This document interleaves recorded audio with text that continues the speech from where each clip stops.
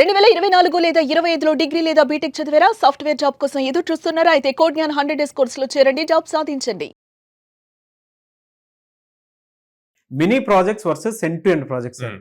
అంటే ఏదైనా సరే జాబ్ క్రాక్ చేయడానికి సాఫ్ట్‌వేర్ జాబు వీటిలో ఏది ఎక్కువ ఇంపాక్ట్ క్రియేట్ చేసేటువంటి అవకాశం ఉంటుందంటారు? ప్రతి స్టూడెంట్‌కి ప్రాజెక్ట్ అన్నది ఇంపార్టెంట్ అండి. సో, దాంట్లో ప్రాజెక్ట్స్ ఎందుకు చేయాలి అంటే గనక, మనం ఏదైతే కాన్సెప్ట్ థియరిటికల్‌గా కాలేజ్ లెవెల్‌లో నేర్చుకున్నామో, దాన్ని ప్రాక్టికల్‌గా ఇంప్లిమెంట్ చేయడానికి మినీ ప్రాజెక్ట్స్ యూజ్ చేస్తాం అన్నమాట.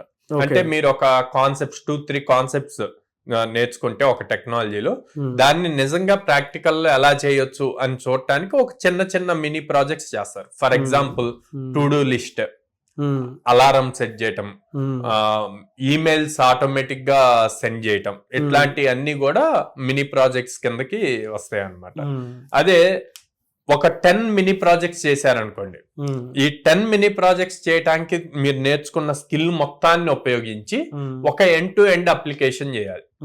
ఆ ఎండ్ టు ఎండ్ అప్లికేషన్ ని సక్సెస్ఫుల్ గా చేశారు అంటే గనక మీకు ఆ మొత్తం నేర్చుకున్న స్కిల్ సెట్ మీద స్ట్రాంగ్ ఫౌండేషన్ ఉన్నట్టు థింక్ చేస్తాం అనమాట.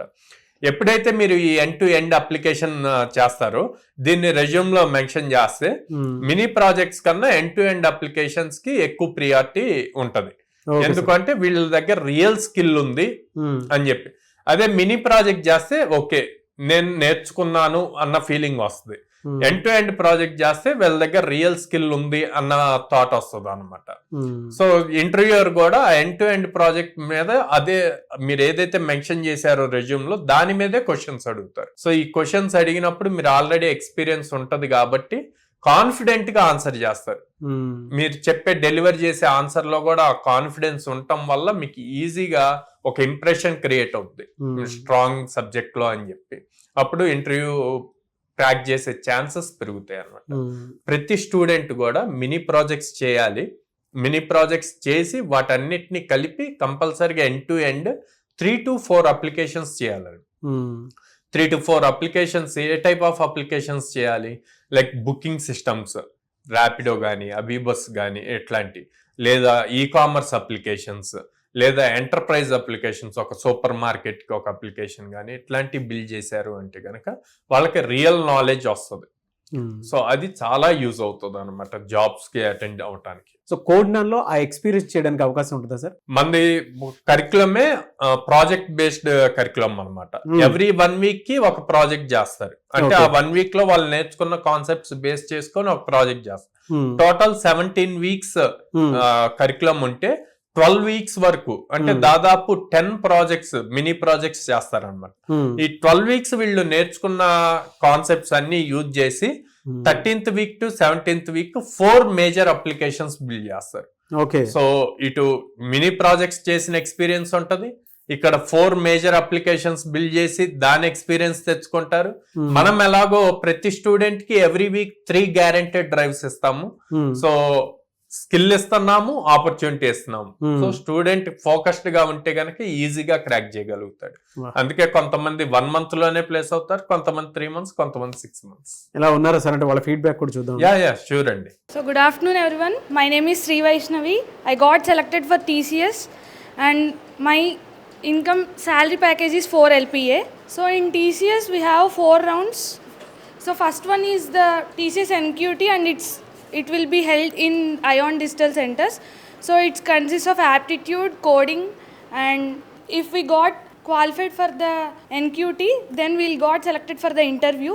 And the first round is the technical round, and second one is the managerial round, and last is the HR round.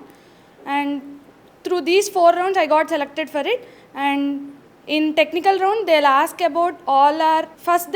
They mainly focus on the projects and what is your role and what are the challenges you faced while doing the project. So I am the team lead of the project in my projects. So they asked what are the difficulties and what is your role and what are the challenges. Like if any team member have any problem with you and they may not work and they are not able to complete the task what is you assigned to them. And in managerial round they'll ask again about technical questions. And in last HR round, basic like will you relocate and about our college and what are the grades from 10th inter and btech, what is your goals. These are the questions mainly they asked in my interview.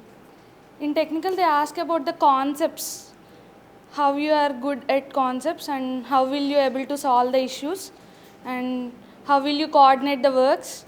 And this training from Codnan helped me a lot to implement any applications, and it also increased my soft skills like communication, confidence and aptitude. And through all these MySQL front end and JavaScript, these all will help us to do the complete project and to get the complete outcome for our future. So mainly we have to not only listen to the class concepts, we have to practice everything daily to make sure have good knowledge and good practice on that.